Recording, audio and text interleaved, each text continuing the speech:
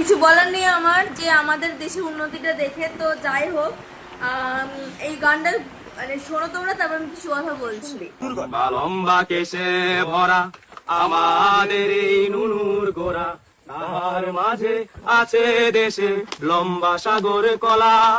এটা দিনের বেলায় নীরব থাকে, রাতের বেলায় খাড়া। এমন কথা কোথাও খুঁজে পাবে না গো তুমি, সে যে নাবির নিচে রানের ফাঁকে লম্বা একটা ভূমি। মানে কতটা নিচ হলে যে সে গান, যেটা হচ্ছে ধরে পুষ্পভরা আমাদের এই বসুন্ধরা, এই গানটাকে এত পরিমাণে বিচ্ছিরি করেছে।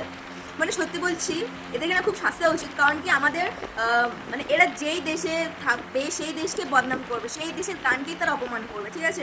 এদের তো দেশে থাকা উচিতই না। আর কি বলবো, এরা একটুও ভাবলো না যে এদের যদি গার্জেনরা দেখে বা এদের কোনো রিলেটিভ দেখে, তাহলে এদেরকে কী ভাববে? এদের তখন মান সম্মান করতে হবে। বা মান সম্মান করতে এখানে আসছে না, ওদের মান সম্মান বলে কিছু আছে?